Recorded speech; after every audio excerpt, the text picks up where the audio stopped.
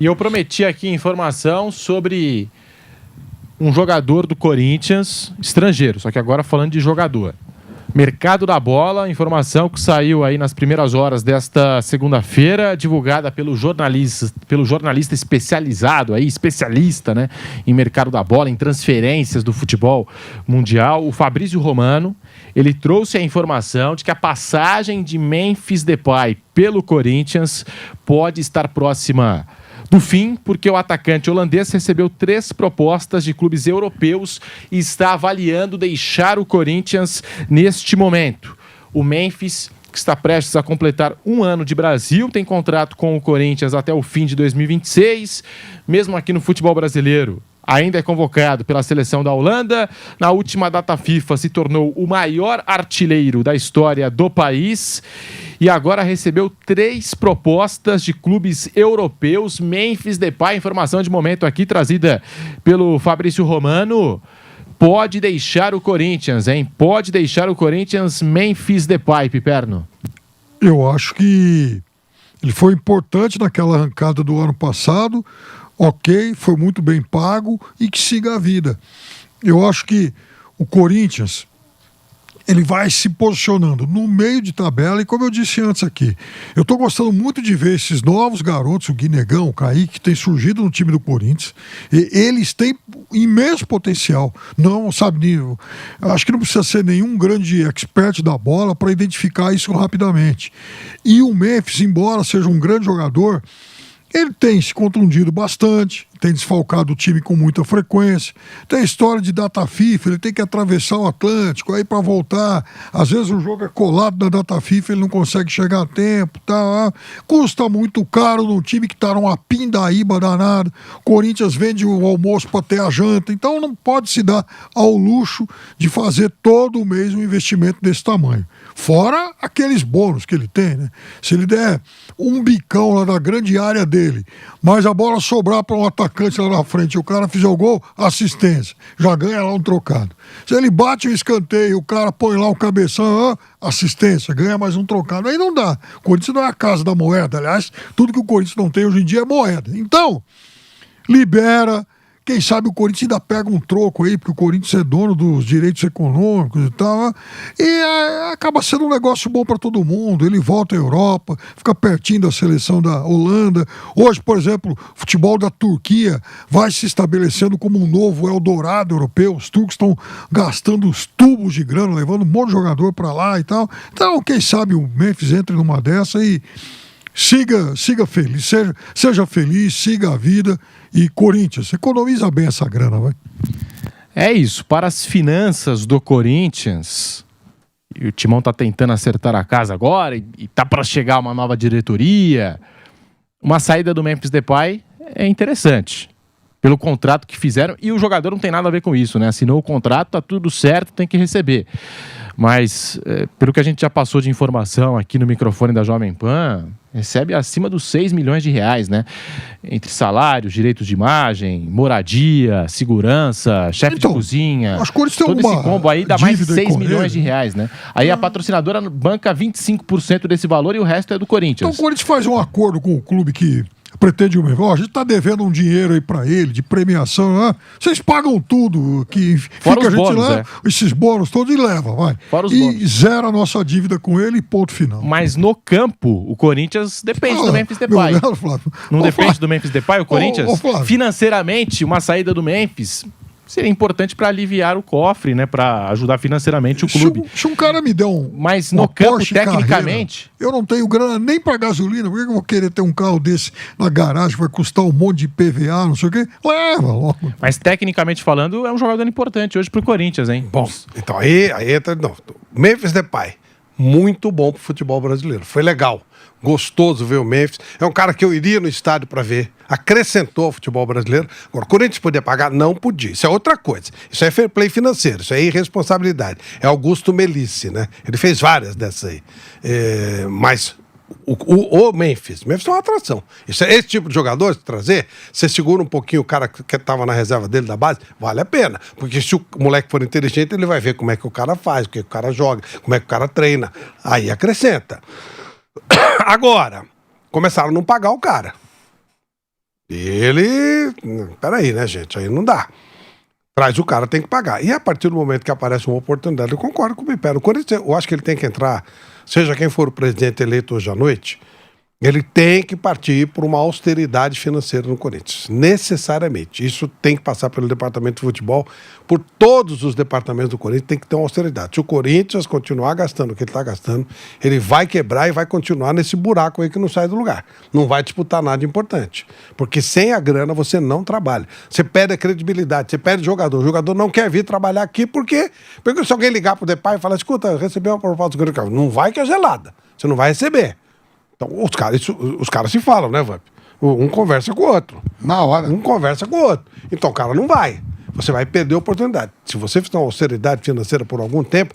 Gente, o Corinthians arrecada 1 bilhão por ano. 1 bilhão por ano! E tem 23, 24 milhões de clientes. Arrecada hoje 1 bilhão, mal administrado, né? E tem 25 milhões de clientes. Cara, é uma potência enorme. É uma potência enorme, é um negócio assim, muito mal aproveitado, muito mal trabalhado. Você consegue fazer isso. Se você trabalhar bem, se você fizer um... E vai doer um pouquinho, vai. Mas o Corinthians tá sofrendo agora também. Se ele perdesse ontem, ele estava perto da zona de rebaixamento. Então não é melhor você estar nessa situação, mas você está melhorando a sua vida? Mesmo a história do estádio é uma coisa, sabe... Sei como é que é essa dívida. Flávio, foi bom o negócio quando ele tem o estádio? Flávio, mas não sei se foi. A dívida do estádio, você pegar o balanço todo do Corinthians de 2 bilhões e meio, a dívida do estádio hoje beira em torno de 600 milhões. Hoje não é o estádio que é a maior dívida do Corinthians. Se você pega mesmo, o Corinthians hoje deve, só de estádio, não chega a 700 milhões. E pode fazer um acordo, tipo que o Palmeiras fez, alguém explorar. Eu estava vendo que a conta do Corinthians fecha 1 bilhão e 800 milhões e outras coisas. Dívida aí com atletas, outras dívidas. Mas com o estádio mesmo, tá beirando em torno de 700 milhões a dívida. O estádio, se você fizer um bom acordo. O estádio do Corinthians é mal usado, mal planejado. Não tem show, não tem evento, não tem nada lá, né? Você pode explorar, você vai lá. Quando eu fui conhecer o estádio do Corinthians, eu fui com o Andrés. E ele fala assim, ó, aqui vai ter restaurante, aqui vai ter no sei o quê, aqui vai ter... E, pô, o espaço é maravilhoso. 2 dados de estacionamento, falou, não vou fazer show no campo, mas a parte de trás dá pra fazer 2 shows simultâneos nos estacionamentos. O estacionamento do Corinthians é muito grande, dá pra fazer tudo.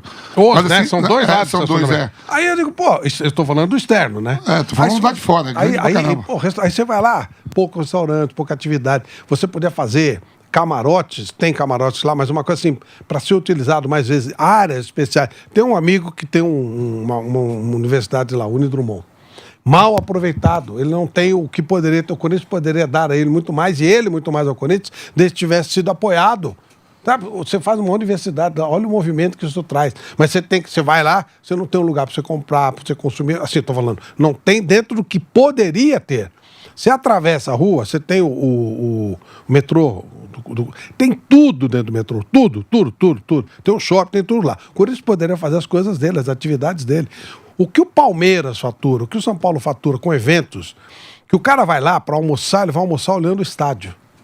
O cara quer casar olhando o estádio. Os caras amam esse tipo de coisa. E o Corinthians tem isso na mão e não faz. O Corinthians poderia aproveitar melhor a comunidade no entorno. 75 comunidades na região não tiveram nenhum impacto com a ida do estádio para lá. Ou seja, tudo mal feito, mal aproveitado. Então eu espero que seja quem for a pessoa que ganhe hoje, tudo indica que vai ser o Stabile, que tenha essa iluminação, sabe? O time do Corinthians, tudo começou por causa do futebol. Mas hoje, o futebol é mais do que só um time de futebol. Hoje ele é um negócio. Se ele não for gerido como um negócio, ele não vai funcionar. Ele tem que ser uma empresa. Ele tem que trabalhar tudo no sentido de lucro, de dar retorno, de poder entrar dinheiro. Porque o futebol custa muito caro. Se você não fizer isso, você vai... só vou fazer o time de futebol. Está morto. Não vai conseguir. Você vai ter que tirar proveito de todas as situações. Quando... Por exemplo, o Real Madrid, ele contrata um baita jogador. Na venda de camisas, ele já fatura uma parte desse dinheiro. Aí ele aumenta o número de carnês, ele melhora os valores. Aí o valor da televisão aumenta também com essas atrações. Por aí vai. Ele acaba zerando a conta. Eu lembro que uma vez o Manchester United, que hoje não é exemplo de nada, anunciou a compra do Roberto Carlos. Lembram disso? Em 2 dias, as ações dele subiram tanto, eles têm ações, outro tipo, subiram tanto que já pagava 2 Roberto Carlos. É que depois acabou não fazendo negócio e tal. Olha, então, quer dizer, você tem que gerar formas de você trabalhar. Você tem que trabalhar de uma maneira empresarial. Ah, não, eu vou contratar um monte de jogador para tentar ser campeão. Isso é várzea, isso aí não precisa de administrador. Isso aí você dá para qualquer um, o cara faz. Não, tem que administrar o Corinthians e qualquer time de futebol como uma empresa. Não necessariamente sendo SAF, mas trabalhando como uma empresa. E a empresa, se ela vende, sei lá, ela vende água. Mas essa empresa que vende água, ela tem que se preocupar com a embalagem mais barata, com uma água de uma fonte que seja mais fácil de retirar, com a distribuição. Não é só a venda de água, ou seja, não é só o time de futebol. Há todo um contexto em torno disso. A compra, os percentuais que você paga, a promoção de atletas, a geração de novos atletas, novos negócios, carnê, acesso de torcedores. Tudo tem que gerar, e tudo tem que girar em torno disso.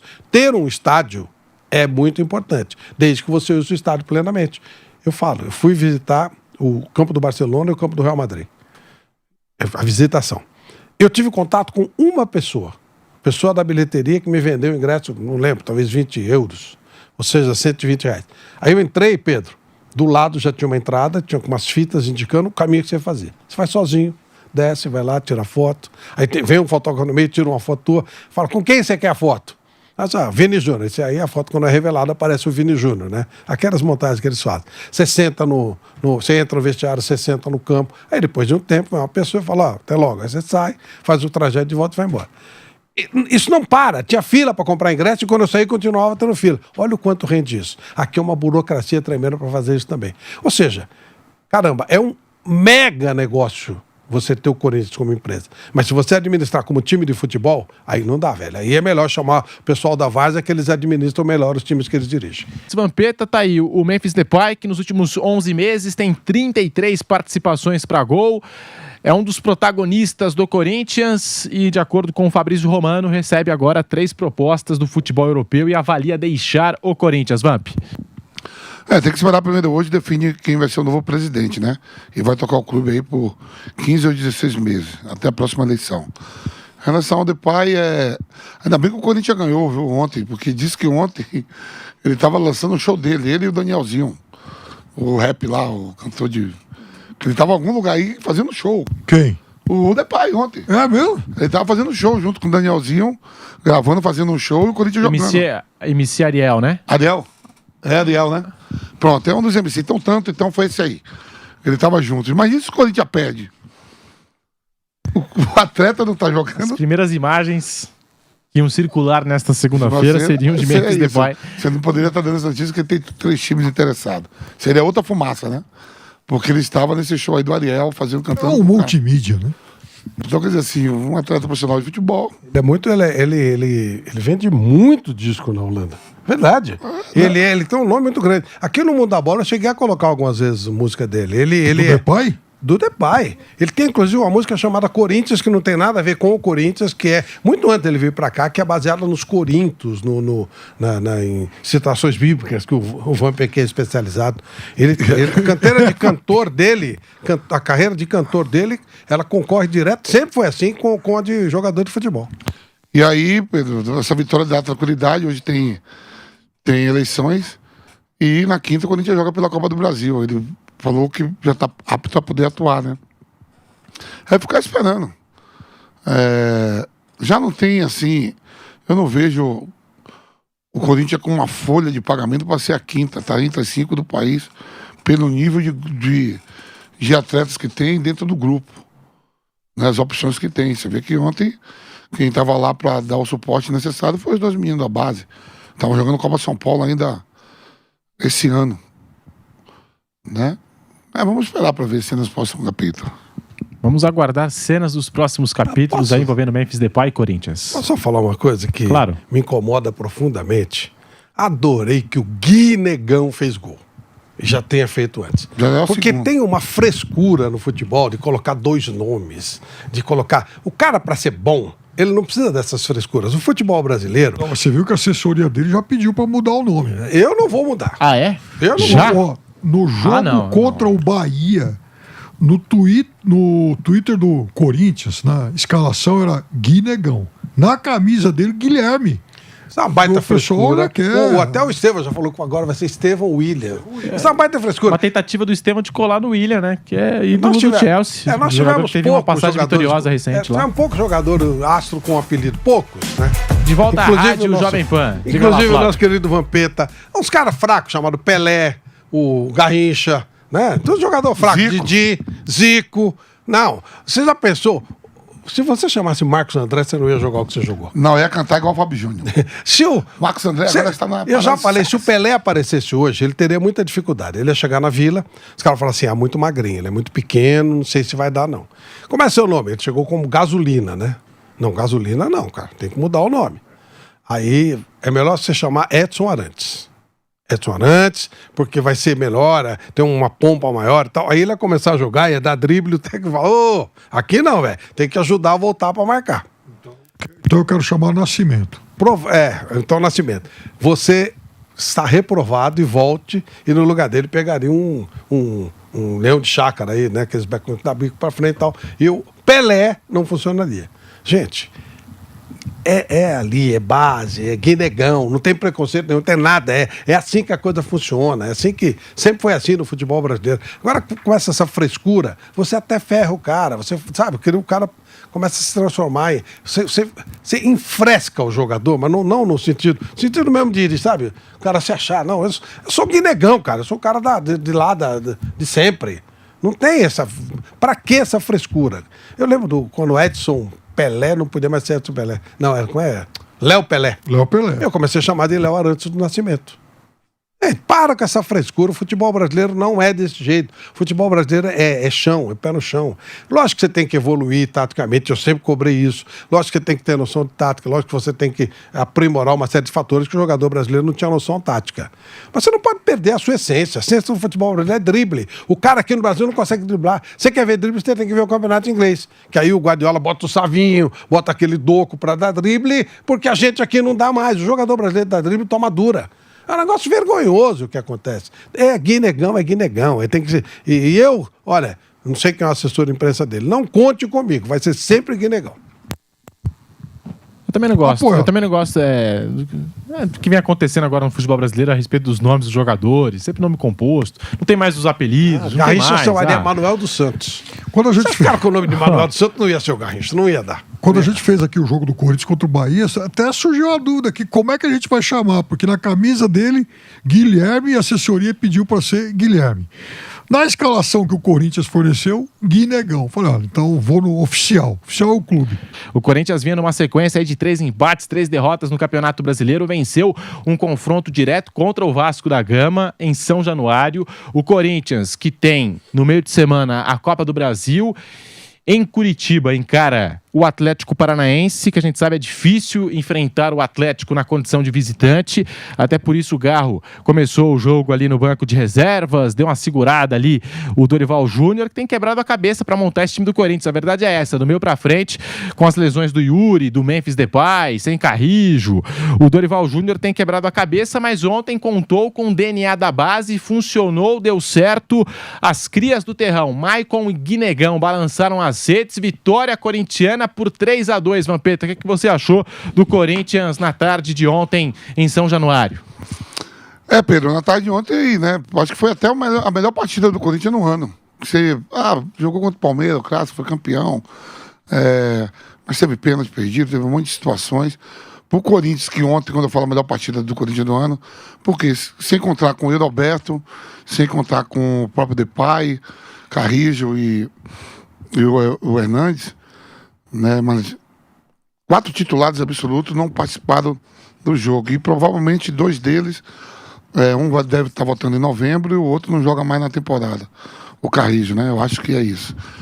E aí você pega um time que entra com 4 jogadores de meio campo, assim, provavelmente jogadores mais defensivos, que entra com Ranieri, Maico, Bidon e Charles, e na frente 2 moleques da base, né?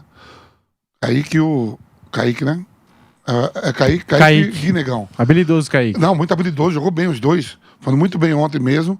O Corinthians jogou uma partida tranquila, o Vasco só ameaçou durante os 90 minutos no chute no primeiro tempo, que a bola bateu na trave. O Corinthians muito tranquilo, o Michael voltando, fazendo um gol, o Bidu jogando muito pelo lateral esquerdo. Foi uma partida tranquila. Apesar de que, quando fez 3-1, eu acho que o lance do pênalti, você sabe como é que eu falo, bateu na mão na área, para mim é pênalti marcado.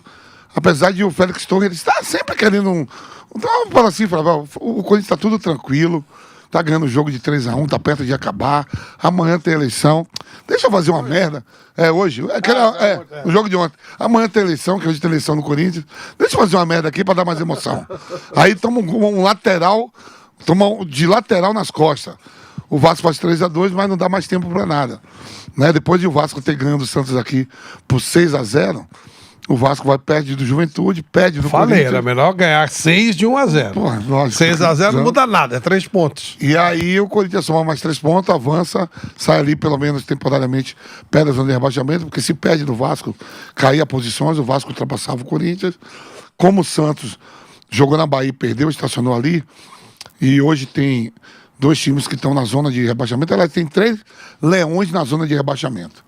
O Fortaleza perdeu ontem do Mirassol, o Vitória, que é o leão mais velho de todos, o Vitória é o primeiro leão do Nordeste, está na zona de rebaixamento, enfrenta o Flamengo, e o Sport enfrenta o Palmeiras. Quer dizer, 3 leões ali na zona de rebaixamento, o Corinthians dá um passo saindo, mais ainda se distanciando desses 3, o Juventude por pouco ontem estava saindo, em algum momento estava ganhando do Vasco, ou do Botafogo, estava colocando o Vasco na zona de rebaixamento. Perdeu do Botafogo, mas é uma situação assim para o Corinthians de respiro, porque hoje se decide quem vai comandar esse Corinthians mais ou menos em 15 meses, 16 meses, né? Para ter um presidente, a gente saber quem é o presidente. Em relação ao time, o Dorival volta a ganhar. O segundo jogo o Corinthians ganha fora de casa, teve a oportunidade de ganhar do Ceará, voltou a ganhar depois de um jejum aí de quase 11 jogos e 6 jogos sem ganhar.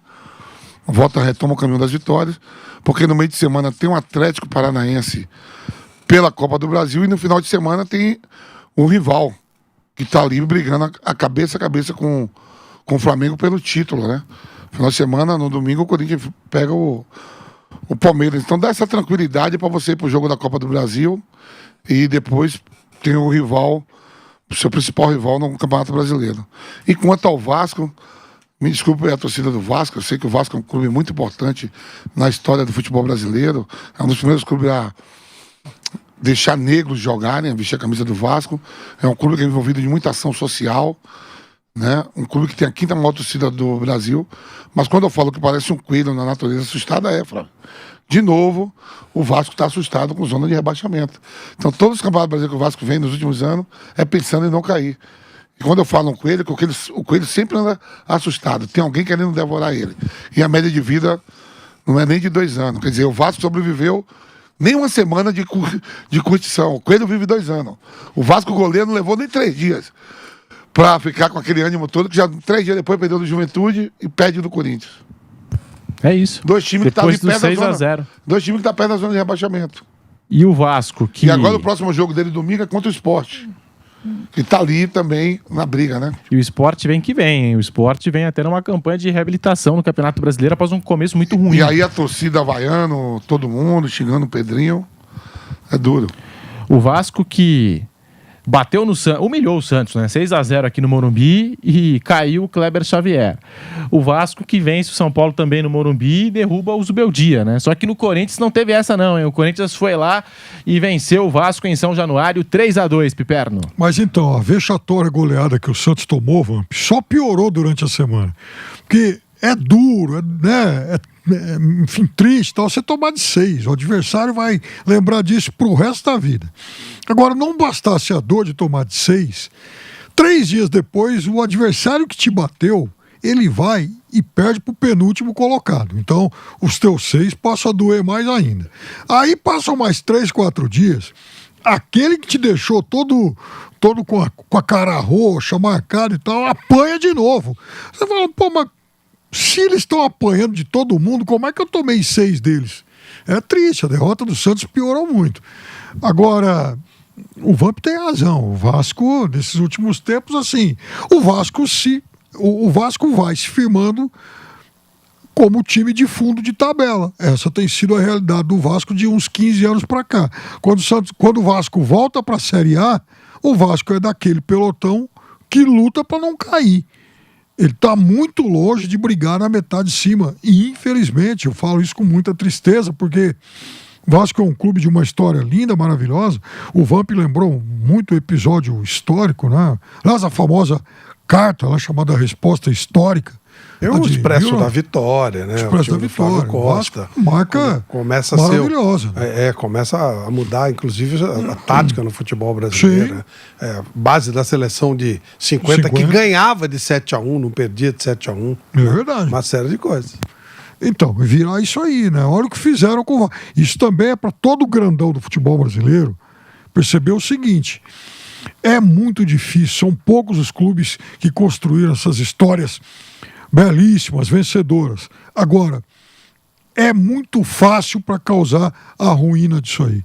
Olha o que já viveu o Palmeiras, vejam o que acontece com o Santos, a fase ruim do Corinthians, a do Vasco nem se fala. Então, o torcedor e o associado do clube, ele tem que ter pé no chão, ele tem que estar de olho nas suas direções aí, porque causar o desgaste, a ruína, quebrar essas marcas é muito mais fácil do que recuperá-las. Esse é o segundo pior desempenho do Vasco na história da competição do Campeonato Brasileiro. Apenas o ano de 2015 é pior do que a campanha de 25 do Vasco da Gama. E o Corinthians, que voltou a marcar 2 gols em uma mesma partida sob o comando de Dorival Júnior, pela primeira vez no Campeonato Brasileiro, desde o confronto diante do Internacional no início de maio. Então o Corinthians, que quebrou uma sequência também de 6 partidas sem vencer no Brasileirão, o único triunfo, né, dos 11 compromissos anteriores do Corinthians, antecedentes ao jogo contra o Vasco, evidentemente, tinha sido contra o Ceará no Castelão. Então o Corinthians que volta a vencer e vence um confronto direto, com destaque aí para jogadores das categorias de base. Flávio Prado deu Coringão, 3-2 contra o Vasco.